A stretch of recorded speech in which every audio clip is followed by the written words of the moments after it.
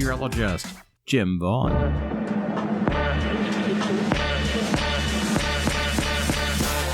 Ladies and gentlemen, you're now tuned into Chat City with P. Ross. Conversations and interviews are in the queue. Listen or join in. Here she is, P. Ross. Greetings, everyone. Thank you for tuning in again to Chat City with P. Ross. I am your host, P. Ross, and I have in the building with me today co-host Will Quick. Hey, Will. What's happening? How you feeling today? I'm doing great, Will. Hope you are. Never bad. You know what? You usually hear that house applause, but it's, again, not doing right by me today. Let's try it again. Okay, nope. But anyway, we have a very special guest in the building with us today, and that is none other than Mr. Ron Utley. Hello, Mr. Utley. All right. Welcome to the show. Mr. Utley is an armed forces veteran, educator, and politician, and a family man. And we're delighted to have him here today on this Veterans Day holiday. Today is not Veterans Day, but it's coming up real soon in a couple of days. Well, ahead of Veterans Day, we'll wish everyone a happy Veterans Day and thank everyone for their service. Yes. All right. Now, before we get into Mr. Utley today, there's something I just got to talk about, okay? I've been itching to bring this on the air, and I've kind of warned everybody, not warned, but let my people know that I'm going to be talking about this here. So there is a new documentary called Silver Dollar Road. It's on Prime, Amazon Prime, and if you have not seen it, I encourage you to watch it. Everybody, okay? Use this documentary as a learning tool for you and your family, especially if you are a land owner, and especially if you have or you're connected to air property. Yes. Okay. I don't know all the ins and outs of the laws on air property. I have sat in on an air property clinic, and I have gathered some people. Even before I heard of this documentary, I have gathered people from my community and surrounding areas to come in and to talk to people about this kind of thing because of dealing with what we call gentrification. But sometimes you can be the problem without knowing that you are the problem, okay? So I want to encourage everyone to watch this documentary. It's, about an hour and 20 minutes long? Will? Yeah, about that much. Okay, and again, it's called Silver Dollar Road, and it's based on a family here in North Carolina. Carteret County. Everybody, when you watch it, be ready is all I can tell you. Be ready. I just watched it before coming in today, and it can make you feel a type of way, and there's a lot of moving parts to it. Yeah, it is. Don't want to give much of it away, but I don't know. How much can we share, Will? First of all, let's ask our guest. Ron, have you seen this documentary?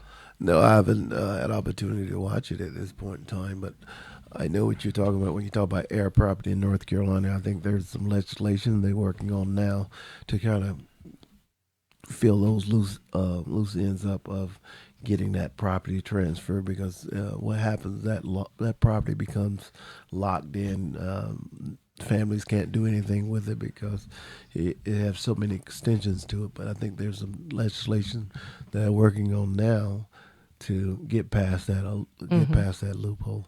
Yes, but So this documentary.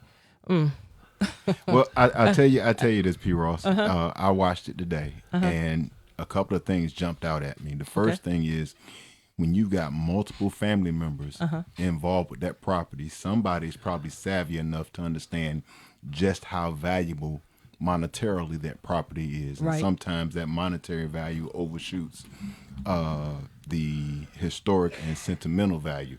Somebody's looking to cash in. And if everything isn't done quite right, you could find someone among that group making moves and doing deals. And then it wind up, because it's in the interest of someone else making money, they'll forget the appropriate due process.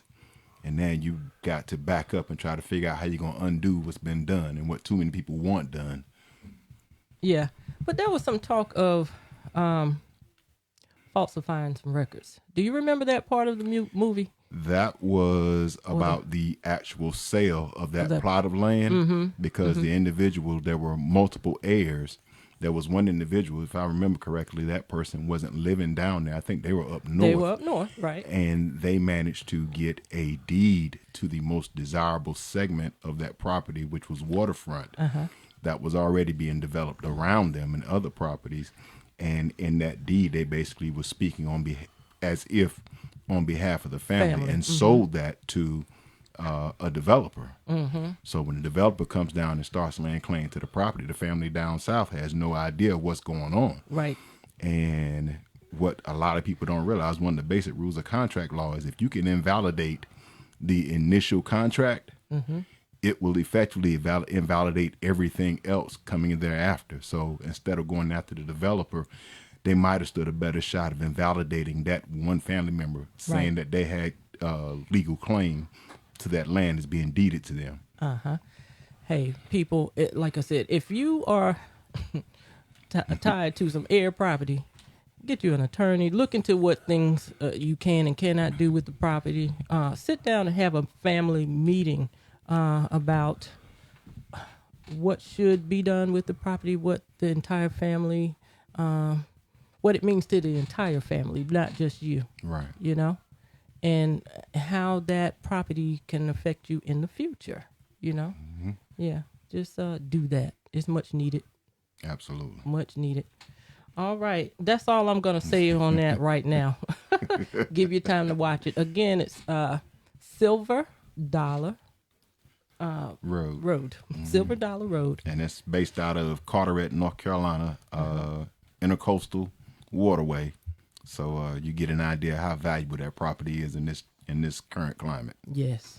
All right. As we said, we have with us today a very special guest, Mr. Ronald Utley. Ron Utley. He is a veteran of armed forces. He's also a educator, politician, and a family man. We're going to get right into who Mr. Ronald Utley is. Now, let me tell you how I know Mr. Utley. Mr. Utley and I come from the same neighborhood, not neighborhood, but from the same area. We went to high school together, but I don't know if Ronald know this, but I heard of him before I even met him. And we had a mutual friend. She was my best friend at the time growing up, and she was a couple of years older than I. And she would come home after school. We would get together and play, and she would talk about Ronald Utley did this today, and Ronald Utley did that today. And that Ronald is something else. That guy is something else. And I said, okay. So, Ronald, I don't know if you remember when we first met, but I'm going to see if I can jog your memory a little bit, unless you remember. Jog my memory. All right, so we were in the library at Pinecrest High School. The year had to be around 1987 or 88. I think you're a year older than me. Is that right? Yeah, you might be a little bit older than me. We won't go into that. But, yeah, we were in the library, and somehow your name, you were standing beside me. I think we were looking on a computer or looking at something together with other people, and your name came up. You said your name, or somebody said your name and called it out. And I said, oh, this is the Ronald Utley that Marilyn Toomer was talking about. Do you remember Marilyn? I do. Yeah. I do. God rest her soul. She passed away in 2000, I think it was, wow. or 1999. But Sweet girl. yes, she was. Yeah, so I finally met this Ronald Utley that she used to talk about all the time. And so Ronald was a popular person there at Pinecrest High School. Did you realize that you were so popular, Ronald? No, I did. It ain't bragging if it's true. You ain't got to worry about being modest. It's all family. It depends. Very popular guy on campus, and he went on to graduate ahead of me. And I can't remember, like it's 1 year or 2 years. But anyway, he went on to graduate ahead of me, and I learned that he went to Winston-Salem State University. Mighty Ram. And let me tell you something. It's nice to have you in here with me today, because the person sitting next to you, Ronald, is an Aggie. Listen, it's all family. It's all love. It's all love. Yeah, I like to tease them every now and then about being an Aggie. You know, everybody can't be a Ram. You know?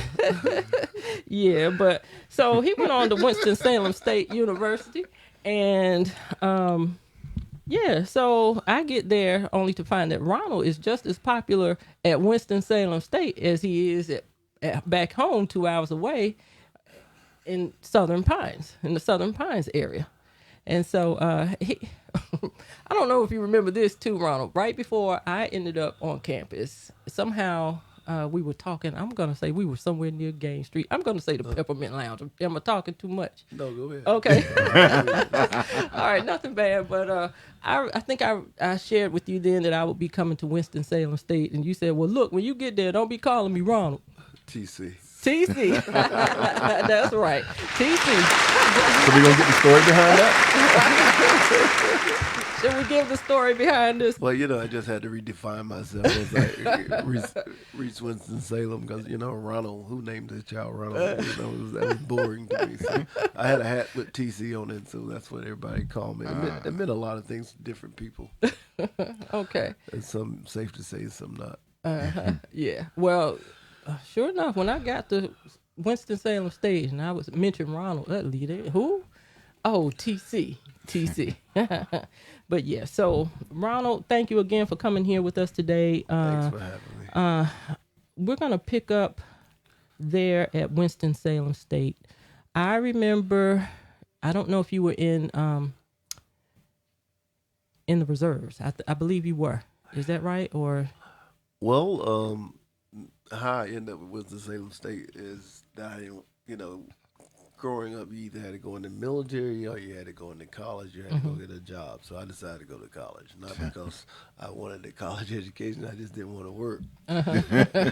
So while I was there in 1988, I got kind of bored with school, so I decided to go into the reserves. Okay, That's how I ended up in the reserves. I remember you in the reserves there. Yeah. With a pre-assumption going into ROTC and coming out as a second lieutenant. That changed, though. Okay. Tell us how that changed. So in 1990, we had the big Desert Storm. We had the invasion in Iraq and Kuwait. And all of a sudden, my weekend warrior turned into a full-time job, getting pulled into the first Desert Storm, Desert Shield War, and that's changed my life in a different way. It gave me a different outlook on life, because what happens is once you leave country and go into another country, it is traumatic. It's traumatic because he go little 21-year-old that all of a sudden from little rural North Carolina and just picked up and thrown in the middle of the desert and Cobalt and Saudi Arabia. So that was very interesting. Yeah. I remember several students on campus, close friends of mine as well, who were also in the reserves. I think yourself, maybe Greg Gant, who was my neighbor, sort of, somebody that was actually from my community. And I'm not sure about Melanie Ingram, but I think you three end up going over.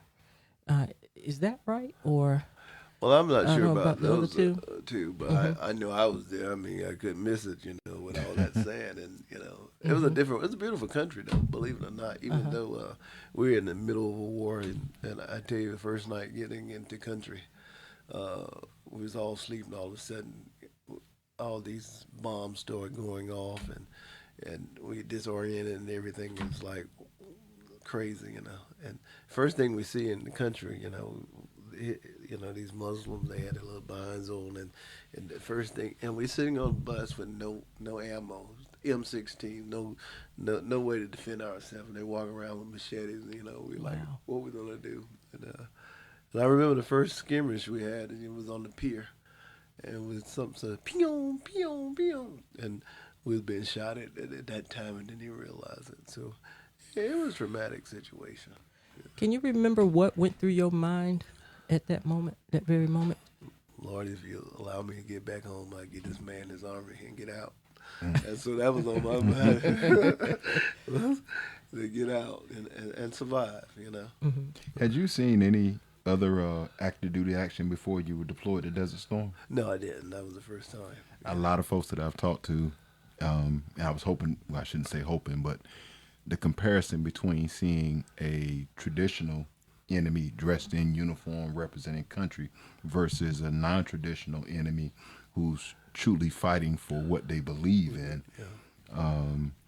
From a lot of what I talked to from a lot of people, that was really impactful to them because you didn't know who your enemy was, and you had to take lives of non-traditional combatants, elderly, female, children. Yeah, and that's one of the biggest things is that you don't know who the enemy was, because one thing is they wasn't in the woods, they wasn't in the bush, they were in urban developments, and they look like ordinary people, but and they looked at us as these foreigners coming into our country and pretty much changing their way of life. So it was very different. The sort of thing that if the same thing happened on this soil, we act crazy. Yeah, because it was more of an idea instead of as you see who your enemy were, and we looked at it as everybody as a enemy combatant, and that's the way you had to look at it if you wanted to survive. What was your position in the military at that time? At that time, I was a trainer, a combat chemical specialist. What I did was trained in nuclear biological warfare. Pretty much before we left Fort Bragg, we had to train over 300 personnel on protective gear and masking before we left. And one of the things that you learn is that it does not prolongs your life, but you'll die anyway, because once you get hit with a chemical attack, there's nothing you can do. And so what happens is, if you see it coming, best thing is to run away from it and try to avoid it, because once you hit, they give you these injectors you take, and pretty much that just prolongs your life a little bit and takes the discomfort from, but eventually you'll expire. If you're just tuning in, you're listening to Chat City with P. Ross. I am your host, P. Ross. I have co-host Will Quick with us today, and we're talking to a veteran of the U.S. Army, Mr. Ronald Utley. He's sharing his stories with us today. Again, thank you, Mr. Utley, for coming in. Thanks. All right. Ronald, when you first got the news that you guys were going to be going on into the war, do you remember, I remember your that phone reaction call that day? Okay. Yeah. Tell us about that. Well, I remember it was a call. It was on November the 21st, 1989. I got a phone call, and it gave a code. At that time, it was Royal Bull, and that was the active duty call that you've been called up into to active duty and to report within 24 hours. And so I remember I said, I wish I didn't say it in these layman terms. I wish I wouldn't have answered the telephone, but I answered it. And so, and at that time, I had a 2-year-old daughter. And so it was a complete life change, as I was a senior in Winston-Salem State at that time.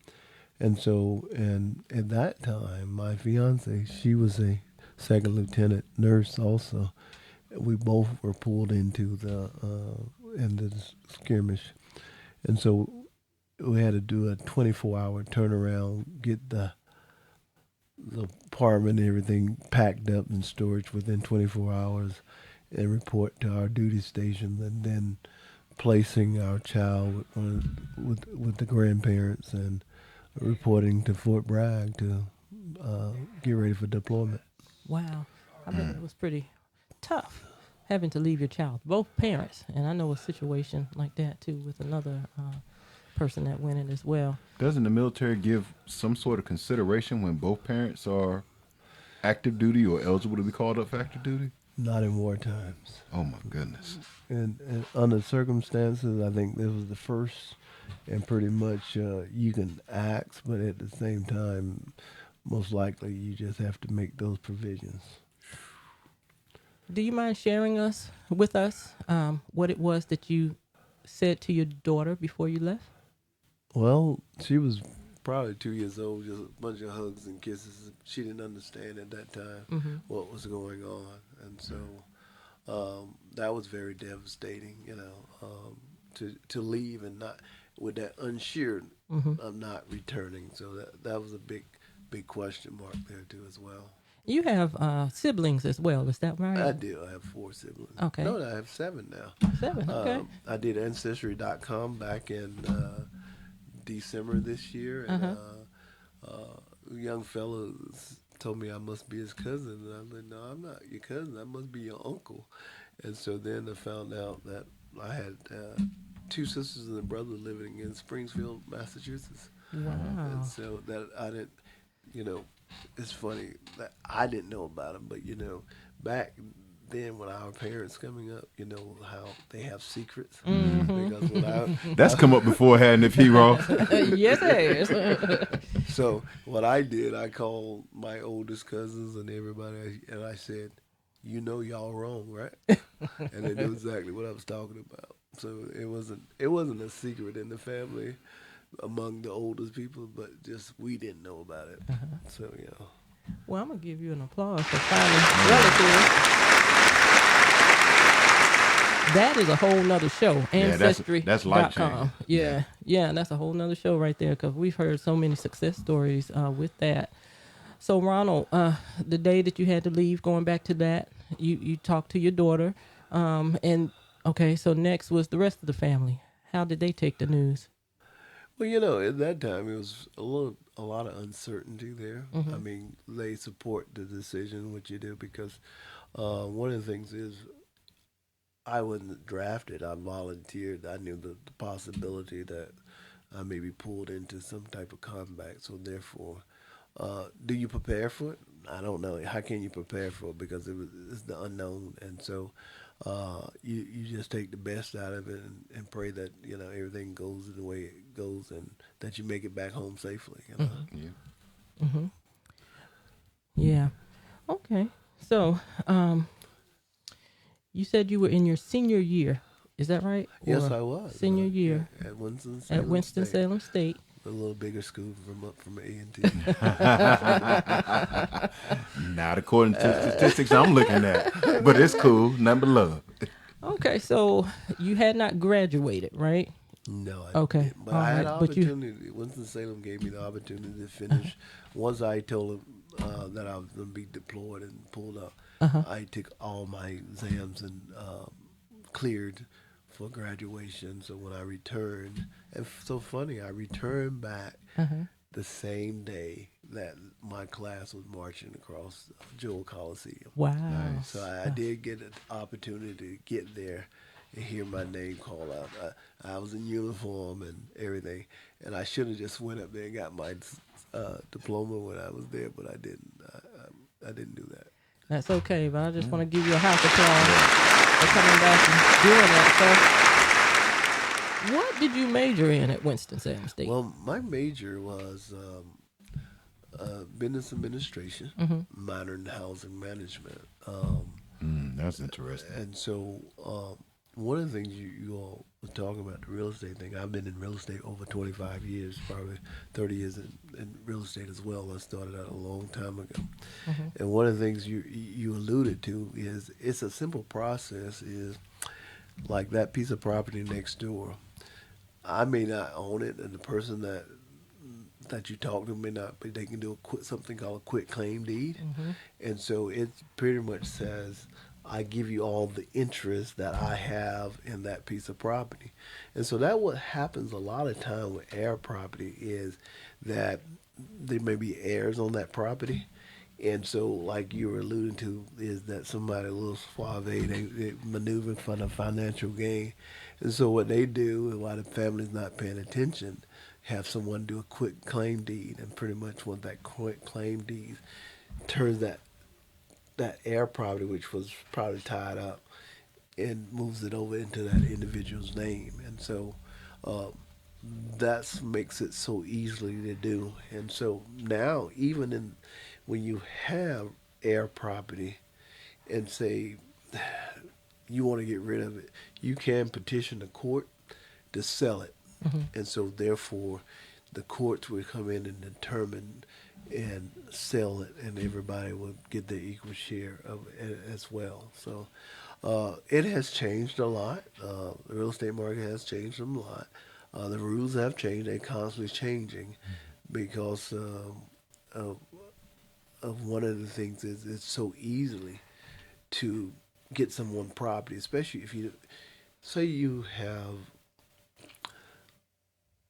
a vacation home or a property out in another state and you don't really go there and take care of it like it should. Mm-hmm. People see that, and that's what they'll do, that quick claim deed on that property and take your property and you won't even know it. But as a point of clarification, a quick claim deed does have to involve two parties, the property, the person or the entity taking over the property. So how does that work if you're, okay, let's say you and I are brothers. Yeah. And we've got mutual interest in a property. And I'm really not doing anything. I ain't got any skin in the game. It's just I know that I have ownership in the property. Okay. And you want to do a quick claim deed. You can't do that without my signing and my signature being notarized. Not necessarily. Okay. What a quick claim deed is, it is an instrument that is used as to, it can be John Doe. And the only thing John Doe says, hey, I release my interest in this property. Mm-hmm. They don't have any interest in the property. It's not theirs in the first place. Okay. But that quick claim deed allows them to do that. But the tax records should show whether or not they actually have any interest in the property, which has to be a part of the quick claim deed. Well, that research is not done. The only thing, when the registered deed get it, they take it, they file it and stamp it and put it in there. And then what happens is, if the property is ever sold and then there's a title search, then it may come up in the title search. But sometime when that is done, you might talk about 3 or 4 or 5 years that went by. And so it may have changed hands again. And so what happens is, if you're dealing with cash sales, Mm-hmm. no one's really doing the deed search and all that. Right. And so what it does, the person gives them it goes from a quick claim deed to a general warranty deed. Okay. And so it transfers again. But if you did a quick claim deed and basically made it look like I was relinquishing my rights to the property, but I didn't do that, and I go and check and I say all of a sudden, well, wait a minute, my name was supposed to be on this property and it's not, then in order for you to have effected that quick claim deed, my signature would have had to have been forged. So I have some recourse there, correct? Well, you have recourse in there, but what it goes back with quick claim deed is, I don't have to have any interest in the property. Property don't even have to be mine. But the only thing I'm saying is, I'm relinquishing any interest I have in that property, and which I have none. And so what happens is, that person gets a new deed with this person signs off of their interest in the property, which they may not have. Mm-hmm. And so it generates that new deed. It's a complicated process, Yeah. but it's an easy process, and people do it all the time because they don't know. And if you don't know, you get side-blinded by it all the time. If you're just tuning in, you're listening to Chat City with P. Ross. I am your host, P. Ross. We are talking to Mr. Ron Utley, who is a veteran of the United States Army. He's also an entrepreneur, educator, and a family man. He's talking to us today about several things. We were just talking about his experience with real estate. Now, let me tell you this. When I got back to Southern Pines, which is where he and I are from, that area, after a period of time in Winston-Salem and in different cities, I kind of lost contact with Ronald until I got back there. And I was working at this bank, First Union National Bank, and Ronald walks in the door, and my coworker says, "Oh, that's him." I said, "That's him? What do you mean?" I'm beginning to think you was the most eligible bachelor down that way, bro. She says, "My instructor." I said, "Instructor for what?" Okay, so he told us he was involved with real estate and then education. I was like, "Instructor for what?" And she said, "It's Sandhills." I said, "Doing what?" And she said, "You taught her the notary class." And funny enough, some years later, I was asked to become a notary. Mm-hmm. And who did I take my class under? I was assigned Mr. Ronald Utley. A man of many hats. I'm going to applaud you there. Mm-hmm. So you went into real estate a little bit. Now, what made you decide to go into the education factor? Well, I needed a job. Okay. Coming back from Desert Storm, I took my first job, and I also have a secondary degree in K through 6 elementary education. Okay. And so in 1994, I joined the staff at Aberdeen Middle School, and I think I stayed there probably 3 or 4 months because I couldn't feed my family. I couldn't eat off of that money. So I went and worked for Sand Hills Community College. They paid a little bit more and it was a little bit more lucrative. And so I left that secondary education going to the community college setting, which I stayed 25 years. And then in 2014, I retired from the community college system. And then I was home for probably 6 months, and I said, I made a promise in 1994 that I would give back. And so I went back and started teaching 4th grade in Cumberland County in a place called Ferguson Easley Elementary School. And it was an eye-opener for me. One of the things I didn't know is it was a totally different ball game from 1994 to 2014. Kids were much different because I've never seen a 9-year-old, a 10-year-old stand up to you and pretty much give you the business as to the point who they are and what you are. And the teacher I replaced, she quit and said she'd drive trucks before she retired. So I had a conversation with the principal there because I had about 25 job offers there in Cumberland County before I took this school. And one of the things I said, I need 45 days. I said, it's going to take me 45 days to get these kids back into shape. And I said, I'm going to use some unorthodox methods from the military to work with these kids. And so that's the only way I can get it done. And so about 45 days, there was a transition. Turned out to be pretty decent kids, but it was an eye-opener because I was in an area, a impoverished area in Cumberland County, one of the roughest areas, right off the Merck down that area. And these kids, they give you the business, and it was interesting, It's not has been my experience to be cussed out by a 10-year-old, and not be able to say anything back. So that was interesting. And so I stayed there. I think I stayed there maybe 5 years or something like that. And then I went into 6th grade at the alternative school, and I stayed there all the way up to COVID. And then when COVID hit, I went to the house. I'm like, I'm done. I can't do it anymore. And so I actually retired from that system May 1st of 2023. So that was a new for me, and the first time I have really enjoyed retirement has been in the last 2 months because normally I would get up 6 o'clock every morning, and so lately I go sleep to 9, and that became a problem too. So I think I went back to waking up at 6 o'clock because at 9 o'clock the whole day is gone. Yeah. Or trying to play catch up as well.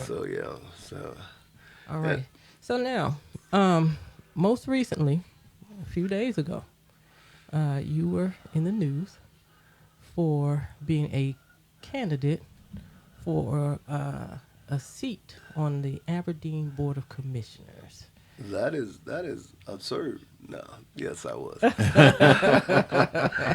And in 2017, I think I moved to Aberdeen, North Carolina from Woodlake Country Club, and I got into a dispute with my neighbor, and my neighbor was the mayor.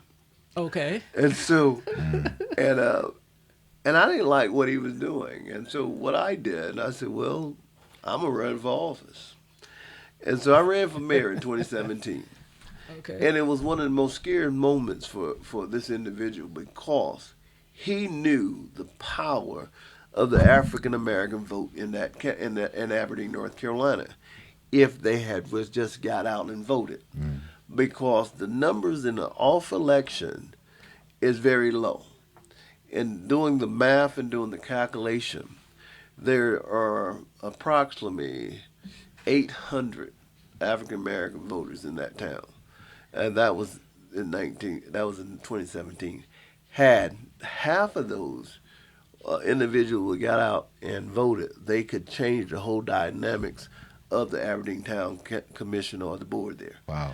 And that's the sad thing about it, because one of the things I always say is, and we see it, we touched on it earlier, as development in these areas now.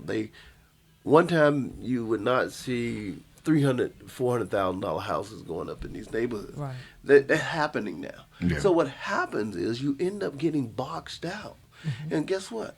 Your taxes are going to rise. Your land, the way they access you, the way they look at it and rezone you and everything, is that you have to. If your house was at one point in time was not up to standard, guess what? It'll have to be brought up to standard, because what's happening? You have these $300,000 and $400,000 houses next to you. Your property values will go up, because what happens is it's based on 2 or 3, 4 bedrooms. It don't matter. It don't matter if your house look like a rundown shack or something. But if it has 3 or 4 bedrooms in it, it's based on that. That's the comp's going to be done. It's based on a 3-bedroom, and your house may not be worth but $50,000-$60,000. But guess what?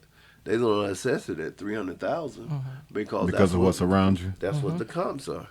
And so, one of the things I got into. The politics or got into the running is not necessarily for myself, because I'm going to be okay, because the neighborhood I live in, they're going to take care of it. And so it is always is looking out for your fellow man, as to the point, trying to educate them, is that you have Southern Pines, Pinehurst, and Aberdeen. Aberdeen is one of the towns that you have the ability to change the whole dynamics of it and take control. And one of the things is we have to educate is that what the mayor is a ceremonial position, and the council positions are, they control the fire, the police, the utilities, and all the things that goes on in that town. So when you see your water bill go up, it's done right there at that board. You see your services in your neighborhood, it's done there. If you're not getting any services, it's done right there. But if you're not at the table, you're not in the game. And so that's what I don't know.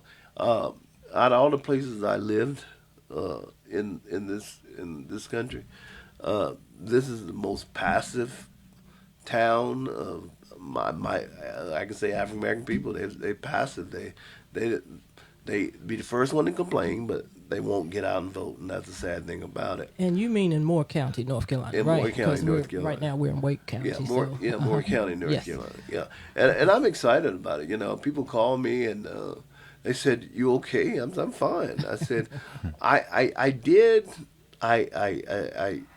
positioned myself, and I targeted, and the objective was made, because they work for the position. So if they work for it, then you have a hand in the game, because if they don't work for your vote or make you work for it, they're not gonna do anything for you. And so, you know, I even got I would say, what is it? I asked to run one of the committees, become the chair of the Republican Party there in that county. So that was interesting. You know, I said, you know what? Sometimes you're like, they look at you, they know who you are, and they don't. And one of the things is that they know the power you have and the amount. And looking at the numbers it was a low turnout. 326 was the top go-getter. Then 291. Then 256 and 181 was what I came in. Is that for the county or for? Oh, that was the number of votes that you got. Yeah, and for the Aberdeen, yeah. Right. So the maximum amount for the whole thing, and we talking about 10,000 people. Right. Only 326 people voted. Total. You know, if you minus two, probably say about 400 people probably voted. Okay, I saw the list of candidates. I take it all these positions are at-large positions as opposed to district. Is that correct? Well, those positions is based on town. We had 3 positions in the town of Aberdeen. Right. And then we had Deborah Gray was in Southern Pines, and she was successful in becoming a town councilor there as well. And then Pinehurst had the biggest, I think it was one of the biggest mayoral races going on as well. And so that's a different ball game. But if you look at the 2 towns, Southern Pines, Aberdeen, and Pinehurst, you'll see Aberdeen, one of those towns, is just not moving, but it's growing crazy, you know. And Ronald, yes. You mentioned that someone even approached you and asked you to head a Republican Party, right? Chair. Chair. Yeah. Now, you're African American. Yes. Most African Americans do not vote Republican. Was Are you saying you're Republican? Well, I am a Republican, and a lot of African Americans did get out and vote for me as a Republican. So that myth is not necessarily true. Have you suffered any backlash from anyone that's Democrat and African American? Well, no, I haven't, because one of the things is that to know me is to know me, and that's the thing about it is that I'm not the traditional Republican. I'm not a MAGA Republican, but so I'm a Reagan Republican, and I started back in 1986. It's funny the terminology you use, the traditional Republican, and then you follow that up with MAGA. So that's the traditional Republican now. Don't answer that. And go ahead. I'm sorry. I started back at Winston-Salem State, becoming part of the Lincoln Party, and that was my introduction by Vernon Robinson. He ran for several offices across the state back then, and so it's one of the things, if you don't know your history, you don't know where you come from, but it's evolving each and every day, and so it is that. Sometimes it's not good to have all your eggs in one basket. It's opportunity. And so at some point in time, you get to that point where it becomes self-interest or the interest of the majority. And sometimes people have to come along to get along sometimes. Mm-hmm. All right. Were you going to say something, Will? I was going to ask him, do you see yourself running for office again? And if so, how do you think your campaign might change? Well, that's an interesting question because I've already been told if I want an office, I can have it. So that's the thing. But the thing that's ironic, considering it's supposed to be done by the vote. But that's another story. A lot of nuggets coming out here. Well, I've been telling you how it works, though. But you know, I'll look at the field and determine it based on the feel of.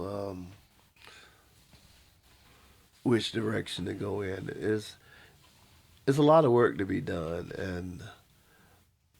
and how you approach it, getting it done is the biggest thing. Is that finding adequate candidates to actually put their name on the ticket, because that's one of the things is that we have a rogue school board in Maury County.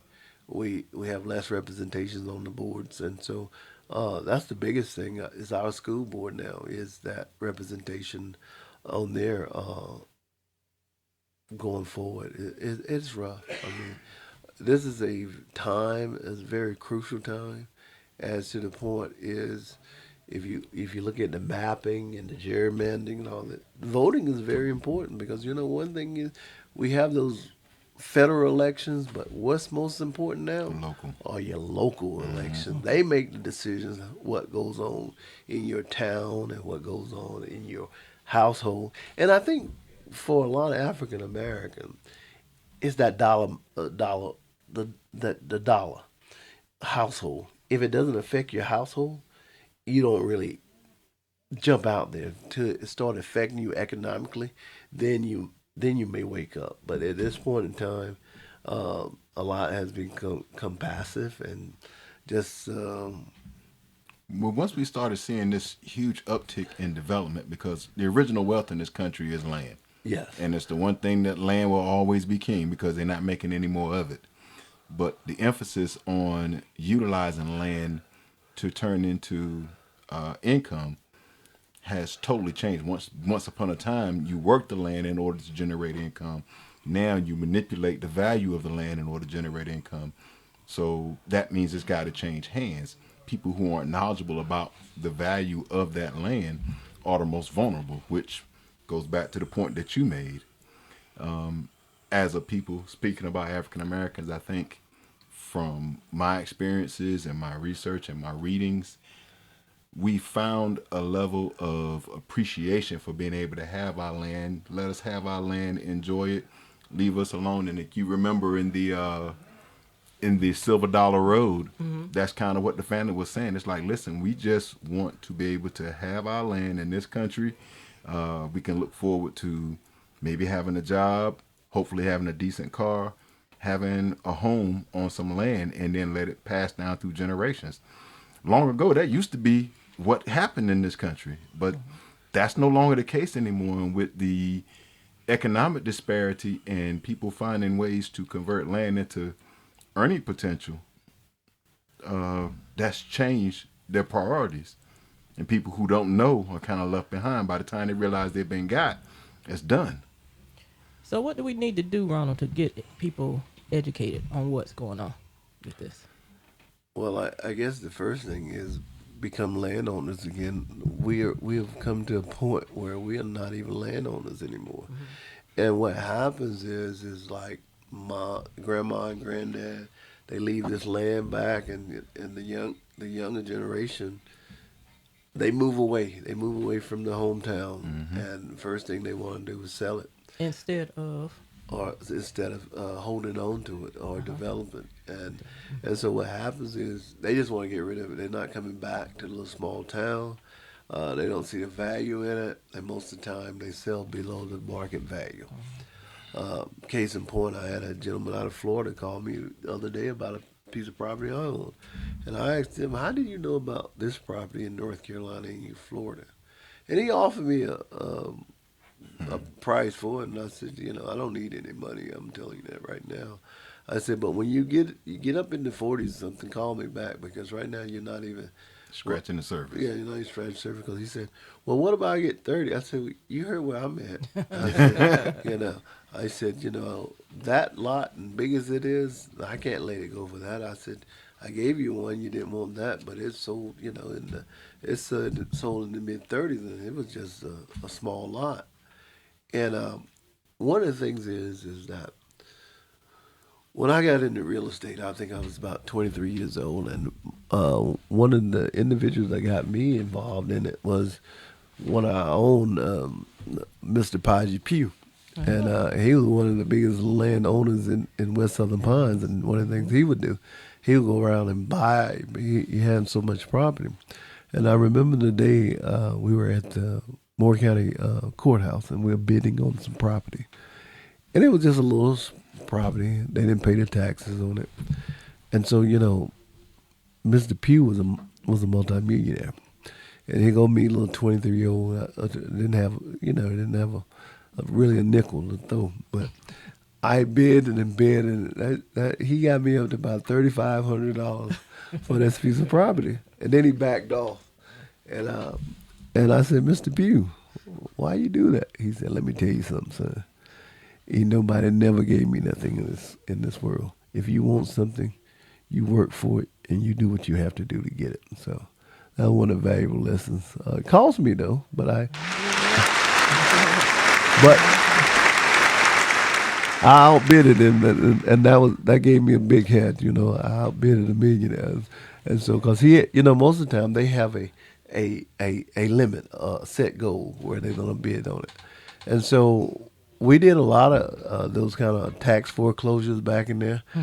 And over the years, a lot of people started getting into it. And so what happened, the market got saturated, and you have so many bidders up there, and you have bidding wars. And so kind of backed off. And a lot of folks now get into, I was never one that wanted to flip houses. That wasn't my thing.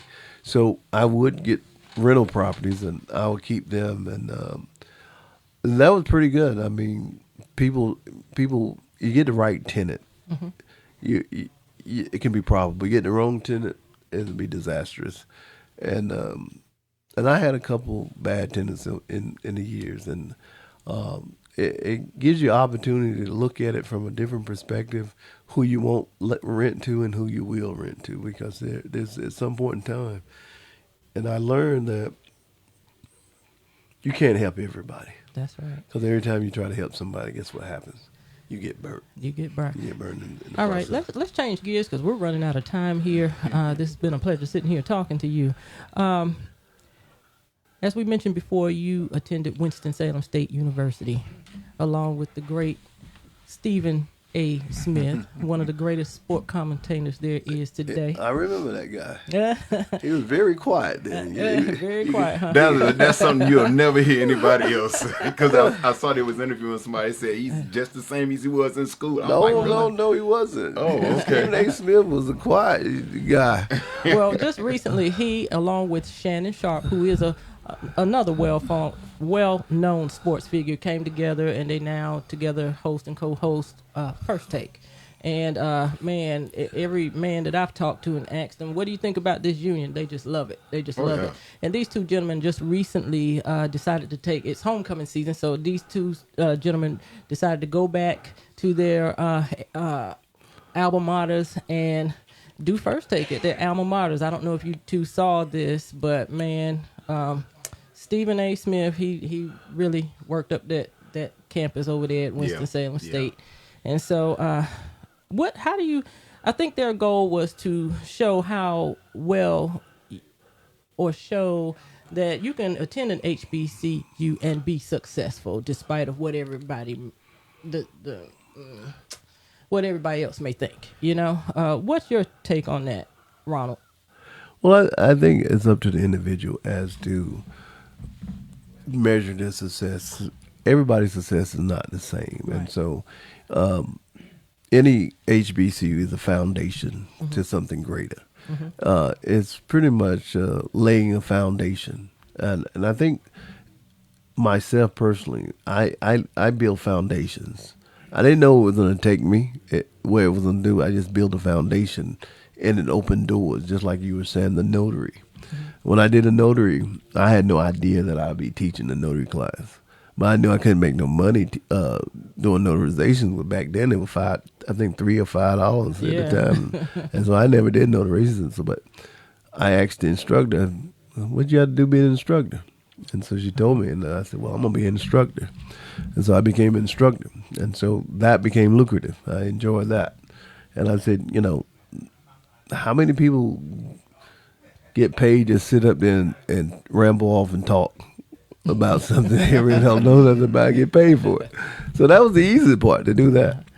But back to the HBCUs, they're great institutions. Their beginnings were great as they come along, and I was there at Winston-Salem State, and they was talking about alumni giving back. And I think the biggest problem when people don't give back is how they are treated while they're there. Because at one time is if a kid get to a point where they run into a financial situation and they may not be able to continue to attend, I think there was a time where they found money for that kid to stay in school. And so I think that concept has changed. It's more about the numbers game. And so that's why I see a lot of alumni that go to these HBCUs that don't give back because of how they were treated when they were there, and they were treated as a number. And the institution was pretty much been a bean counter. So that has a lot to do with individuals want to give back to the HBCUs or give back to their colleges, is because of the experiences they had. And that may have been financial or maybe where an instructor talked to them, or they didn't feel like they were part of the family. Because, you know, if you remember how HBCU started, they started off as that when nobody else would take you, you come and it was like a family thing. You had your dorm mothers, you had all this stuff going on. It was like a home away from home, that structure was still there. But that has changed so much. We'll piggyback off of that a little bit, please. Well, I look at the exposure component. We spoke about Stephen A. and Shannon Sharpe. It's a timing thing. Whether you like him or not, Deion Sanders, the brand that he put behind HBCUs wasn't just as a coach at Jackson State. He did something for HBCUs, period, behind it. Right. And as we both know, Shannon Sharpe and Stephen A. are both very vocal supporters of Deion. They understand where he's trying to go, what he's trying to do. His focus is the kids. What they've done is given an exposure to HBCUs, period, by going back to their HBCUs. Savannah State for Shannon Sharpe, and of course, Winston-Salem State for Stephen A. Smith. I think it becomes a real pride thing. I worked in Chapel Hill a number of years, so there was UNC there. I wasn't necessarily a big UNC fan, and sometimes I get a little bit of heat behind it because doing what I did in public service, it took up some of my days when I didn't really want it to. And so they say, well, if you don't like it, why are you here? I was like, you all need to understand something. There's a reason why you support UNC, and it's not because you are keeping track of what their academic prowess is. You're keeping track of what their athletic prowess is. And in case you hadn't noticed, your athletic prowess is directly tied to a bunch of people that look like me. I said, so my opportunity to go to school was earned. Your opportunity to go to school was given. So that's why it's family when I go back to my school. And for your school, it's probably, you got a lot of fans that never even sniff UNC's campus, but they'll wear that Carolina blue. Yeah. And no disrespect. It's a great university and everything. Like I told folks, it's not any shade on the university. This is discussions I have with fans. Yeah. So. Speaking of family, Ronald, whenever I see you around town now, I see you with two young men. I believe they're your sons, little boys here. Yeah, my ride or dies. And I don't know if you notice or not, but you have the biggest smile, and you're projecting the biggest happiness I've ever seen you with when you're with those two little boys. Speak on family a little bit, please, Well, sir. actually, I had just left them before I came here. They had veterans lunching at their school. And so they said, "We're so glad that you came." And so the day before that, I was at the other school with a grand doing a parade. But the family is everything, and them little fellows, they're everything to me. And they are the reason that I get up every morning and still strive to do something, because I'm building. What I build is for their future, and I continue to do that. And to see the smile on their face, see them grow is the most important thing to me right now. Awesome. Hey, in 10 seconds, tell us what we can do to correct the homeless problem amongst our veteran population.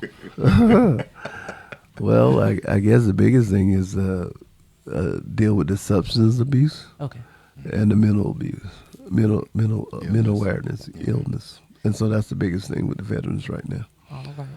Ronald, it's been a pleasure having you here with us today, sir. We're going to have to invite you back. Time has gotten away from us. For real. All right. Hey, say thank you to someone you know that is a veteran today, okay? And this weekend. Be safe. Veterans, thank you. We appreciate all of your service that you've done for us. Watch Silver Dollar Road on Prime, y'all. All right. Have a great day. Thank you.